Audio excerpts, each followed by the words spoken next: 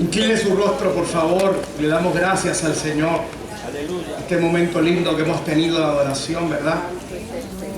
Parte de nuestro culto al Señor. A ti te damos honor y majestad, Señor, en todo lo que hemos hecho y todo lo que haremos. Tú mereces la gloria y la honra. Tú eres el objeto de nuestra adoración, Señor. Gracias, gracias. Y gracias, Señor, porque nos hemos congregado a pesar de diferentes situaciones. Tu pueblo en esta hora te bendice. Y nos unimos a los millones y millones que te adoran durante este día, que te bendicen, Señor.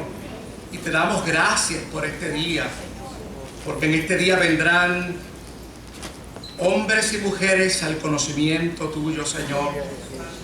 Porque en este día habrán milagros extraordinarios. Gracias, gracias. Gracias por tu presencia. Gracias, Señor.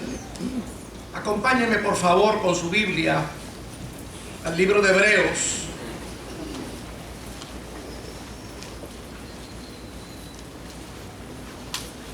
Capítulo 12, verso 18 al 24. Hebreos, capítulo 12, verso 18 al verso 24.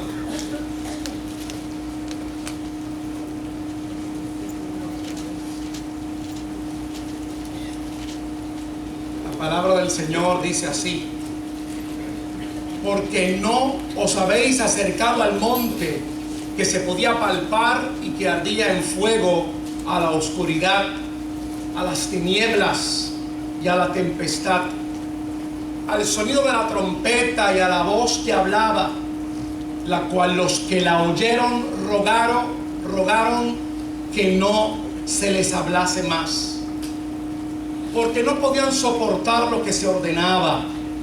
Si a una bestia tocar el monte, será apedreada o pasada con dardo. Y tan terrible era lo que se veía que Moisés dijo: estoy espantado y temblando. Sino que os habéis acercado al monte de Sión, a la ciudad del Dios vivo, Jerusalén la celestial, a la compañía de muchos de millares de ángeles, a la congregación de los primogénitos que están inscritos en los cielos, a Dios, el juez de todos, a los espíritus de los justos hechos perfectos, a Jesús, el mediador del nuevo pacto, y a la sangre rociada que habla mejor que la de Abel. Palabra del Señor.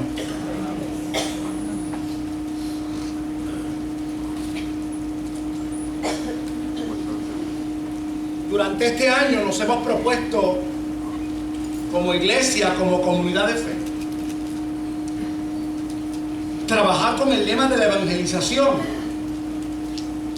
Y algo fundamental para la evangelización es que el tema principal de la evangelización es Jesucristo. No es más ninguno, porque no hay en otro salvación sino en Él. Y me llama la atención porque la intención del escrito del libro que nosotros conocemos en la palabra como Hebreos es poder replantear y reafirmar las verdades básicas del Evangelio vis a vis prácticas religiosas de estos queridos hermanos que han conocido a Cristo, pero también tienen en su haber un conocimiento religioso muy particular. Y a mí me parece que, perdonando la redundancia, se parece muchas veces a la iglesia del Puerto Rico del siglo XXI. Así que el escritor de Hebreos va a hacer énfasis en el tema fundamental. El capítulo 12, el mismo capítulo que estamos utilizando como base para nuestra reflexión, ¿verdad? Para el sermón, para nuestra reflexión teológica, comienza diciendo, puesto los ojos en Jesús, el autor y consumador de nuestra fe. Así que la intención entonces de estos versos que hemos leído es reafirmar en nosotros los creyentes y obviamente en aquellos que nos escuchan, y dicho sea de paso, ya estamos en el aire, en 88.5 en Sacra, y gracias a los hermanos que están con nosotros. Reafirmar en los hermanos, reafirmar en aquellos que todavía no han escuchado el mensaje de salvación, que la intención de Dios es que los hombres y las mujeres puedan encontrar a Jesucristo para que puedan vivir en paz y en santidad para Él.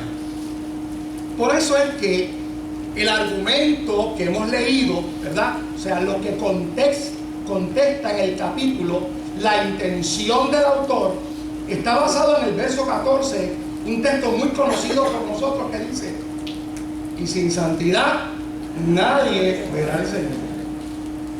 Santidad no en el sentido que muchas veces nosotros, como buenos cristianos latinoamericanos, entendemos, ¿verdad?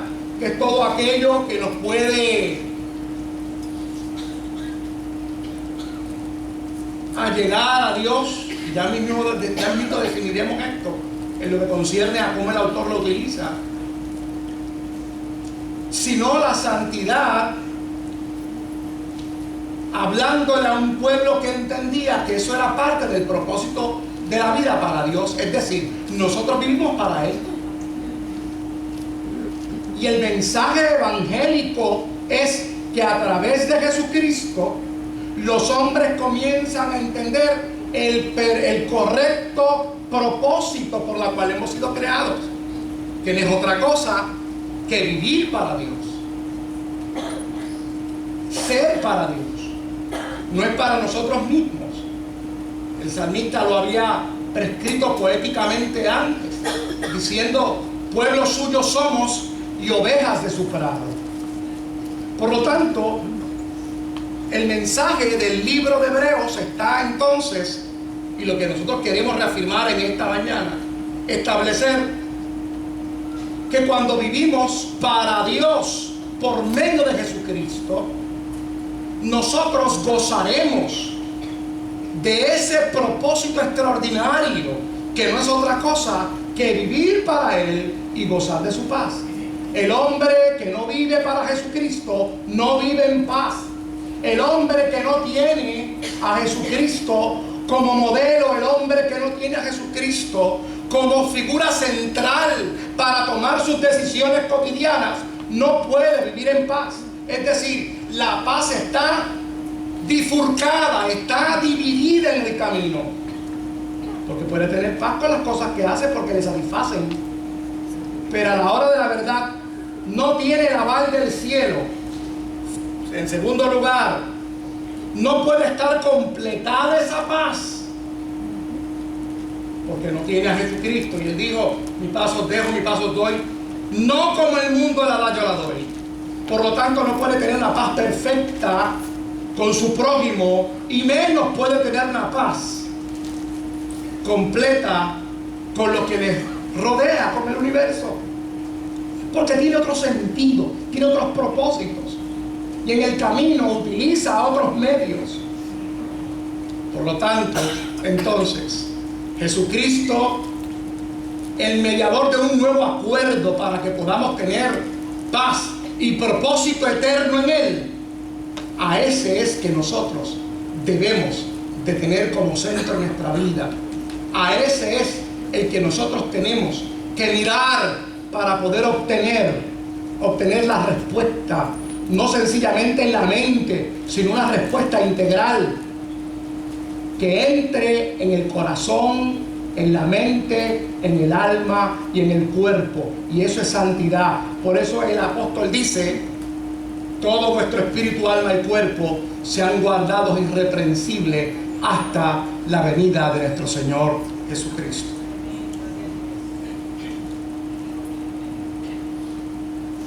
Ese pacto, ese acuerdo que el hombre y Dios deben de tener está centralizado en Jesús. Pero antes de entrar en esos beneficios que tiene el poder nosotros agarrarnos de Jesús, comienza diciendo el autor que hay dos peligros que tenemos que tener cuidado. Y esos dos peligros es que nuestra interpretación de vida, cuando Cristo no está presente, cuando Él no es el foco de todas las cosas, puede ser que en nosotros haya un presente, una vida donde la fe no es el centro que la mueve, no es el centro que la dirige, sino que está puesta en otras cosas. Dice el verso 18 que cuando se acercaron al monte, se acercaron a un monte que temblaba, a un monte donde había temor, y todo lo que le rodeaba esa relación con el Eterno implicaba miedo, implicaba que no había confianza. Y tenemos que tener cuidado si la relación que nosotros algunas veces desarrollamos con Dios está plagada de temores y está plagada inclusive de elementos que algunas veces nosotros entendemos que son muy lógicos, pero no tienen ningún sentido en el ámbito de la fe. Mira lo que dice la palabra en el verso 18. Mira qué peligro es el nosotros poner los ojos en otra cosa, no tener a Jesucristo para tener con Él un acuerdo bueno, que traiga propósito y que traiga paz. Mira lo que dice el verso 18, por favor, si eres tan amable, del capítulo 12 de Hebreos que leímos ahorita. Porque no nos habéis acercado al monte que se podía palpar y que ardía en fuego a la oscuridad y a las tinieblas y a la tempestad. Dame el 19 también. Al sonido de la trompeta, a la voz que hablaba, las cuales lo oyeron y rogaron que no les hablase más. Esto producía temor. Algunas veces nuestra relación con Dios o lo que hacemos puede que alguna gente entienda que tiene que ser con elementos humanos. Si no lo compruebo, si no tengo algo que se vea, entonces Dios no está presente. Me explico en otras palabras, en la terminología cristiana o cristianés, como dice una querida hermana. Si no tengo confirmación del Señor, entonces yo no voy para allá. ¿Ves? Si yo no hago esto porque Dios me ha dicho a mí, entonces yo no hago esto. Es una cristiandad basada en asuntos como científicos. Y el pacto, la relación que nosotros debemos de tener con el Señor, es una relación de fe. Es una relación donde Él ha provisto para nosotros. Por lo tanto, nosotros abrimos el corazón y permitimos que sea la gracia de Dios la que inunde. No una religión basada en asuntos emocionales. Claro que tiene que estar presente, porque si usted no hay emoción, cuando usted llega a la casa del Señor y se alegra, se goza en la presencia del Señor, pues algo está pasando, ¿eh? Tiene que haber algo, ¿verdad?, de lo que somos en esa relación con Dios. Pero no un criterio para mi relación con Dios que esté basado en lo que yo pueda palpar, en lo que yo pueda controlar. Hay cosas que usted no podrá controlar. Y Jesús lo dijo: en el mundo tendréis aflicción, pero confiad, yo he vencido al mundo. Es decir, no porque nosotros hemos tenido y tenemos un acuerdo, un nuevo pacto con el Señor, no quiere decir que las cosas van a salir bien. Algunas veces van a salir mal. Algunas veces usted estará caminando enfermo, trabajando para Dios enfermo. Pero eso no es la medida para yo poder saber que la relación con el Eterno y con el Dios de la vida es una relación estable, una relación fiable y una relación que tendrá un buen fin. Tenemos que tener cuidado con eso. Por eso el escritor de Hebreos dice: no nos hemos acercado a ese tipo de acuerdo con el Señor. No nos hemos acercado a un acuerdo con el Señor donde el temor está presente. No servimos a Dios por temor. No servimos a Dios porque sencillamente si me arregló el asunto financiero, entonces Dios está en el asunto, hermano. ¿Ve? Pero si estoy pelado, si hay deuda, Dios no está en el asunto. Si tengo que tomar decisiones, como una gente por ahí que está tomando a nombre de nosotros, donde dejan pelado a todo el mundo, pues entonces Dios no está en el asunto. O sea, Dios no está en el asunto porque la búsqueda fiscal llegó. O sea, Dios nos abandonó. Por eso. Y eso puede causar temor a un futuro. En serio, como dicen los muchachos. Ese no es el pacto que hemos hecho con el Eterno. Si acaso, el futuro se ve incierto y puede provocar temor, ese no es el pacto que nosotros hemos hecho con el Eterno. Por eso nosotros hemos puesto nuestros ojos en Jesús, el autor y consumador de nuestra fe. Tiene que tener y tenemos que tener cuidado, porque dentro de esa relación muchas veces con el Eterno y con el Dios se meten estas situaciones, se meten estos componentes que son reales, es una realidad de la vida humana, donde el temor al futuro está presente. Sin embargo, ese no es el acuerdo que nosotros hemos llegado con el Altísimo. La Escritura dice entonces que ese acuerdo, y empiezo de atrás para adelante por el verso 24, porque queremos darle énfasis a lo que es sustantivo en la fe cristiana. Entonces, ¿cómo nosotros nos reafirmamos en ese pacto, en ese acuerdo, en ese estilo de vida que produzca santidad y paz? Dice el verso 24, por favor, vamos a ir a la primera parte. Verso 24, la parte A, dice: a Jesús, el mediador del nuevo pacto. Nos hemos acercado a Jesús, dice el autor. No es un Jesús distante, no es un Jesús que no tiene vigencia en el momento en que estamos viviendo. No es un Jesús que trabajó para los hermanos de la catacumba en los años 70 provocando un avivamiento extraordinario. No, nos hemos acercado al Jesús que también está presente en el siglo XXI. Dice la Escritura en 1 de Timoteo capítulo 2 y versos 5 y 6, nos describe cómo es ese mediador. Dice la Escritura: porque hay un solo Dios y un solo mediador entre Dios y los hombres, Jesucristo hombre. Es a Jesucristo, en primer lugar, que nosotros tenemos que tener presente como guía. Es a Jesucristo en quien nosotros tenemos que presentar. Yo pensaba que muchas veces esta mañana, gracias Juan, gracias. Yo pensaba que muchas veces nosotros nos hemos complicado, nos hemos confundido, como dice esos dos versos, por el temor, porque queremos algunas veces tener control de todas las cosas, ¿ves? Y nos confundimos en nuestra forma de poder evangelizar al mundo, de poder vivir en ese acuerdo extraordinario que produce paz y que produce esa relación con Dios, santidad.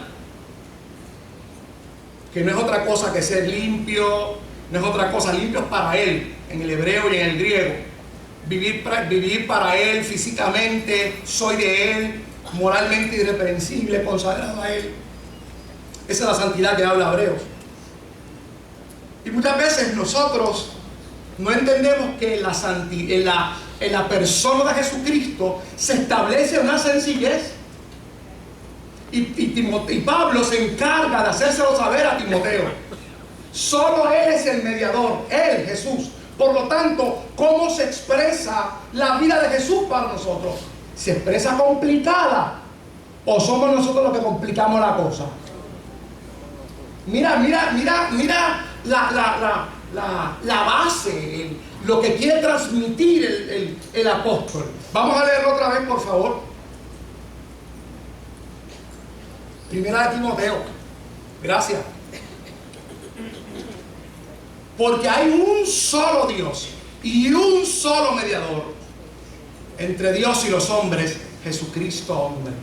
Es a Jesucristo que tenemos que presentar, que tenemos 80,000 problemas, que hay dificultad, que la gente ha escuchado un montón de Jesucristo, que la gente cuando usted está presentando a Jesucristo, ya usted se lo ha presentado otras veces, pero no ha habido ningún cambio. Pues no lo contamine con nada más, no le eche nada más a la receta. Presente a Jesucristo, solamente a Él como única alternativa. Solamente Él la alternativa para producir propósito, para producir santidad en su vida, que no es otra cosa que una relación con Él. No hay nada que se pueda interponer en la relación suya con Dios. Por eso el apóstol dice que nadie lo puede apartar del amor de Dios que es en Cristo Jesús. Solamente Jesucristo producirá en nuestra vida la capacidad de esa relación y sobre todo unos beneficios extraordinarios que comienzan con la paz y luego con el fruto del Espíritu. Y a su nombre, aleluya. Solamente en Jesucristo el apóstol Pablo quiere poner en la mente de su discípulo amado Timoteo. Hebreos sigue diciendo con relación a Jesús como un mejor mediador, como lo mejor que tenemos. Sigue diciendo en el capítulo 8 del verso 6 al 12 de la siguiente manera: pero ahora tanto mejor ministerio es el suyo, cuanto es mediador de un mejor pacto establecido sobre mejores promesas. Porque si aquel primero hubiera sido sin defecto, ciertamente no se hubiera procurado lugar para el segundo. Porque reprendiéndolos dice: he aquí vienen días, dice el Señor, en que estableceré con la casa de Israel y la casa de Judá un nuevo pacto, no como el pacto que hice con sus padres el día en que los tomé de la mano para sacarlos de la tierra de Egipto, porque ellos no permanecieron en mi pacto y yo me desentendí de ellos, dice el Señor. Por lo cual, este es el pacto que haré con la casa de Israel después de aquellos días, dice el Señor. Pondré mis leyes en la mente de ellos y sobre su corazón las escribiré, y seré a ellos por Dios y ellos serán a mí por pueblo.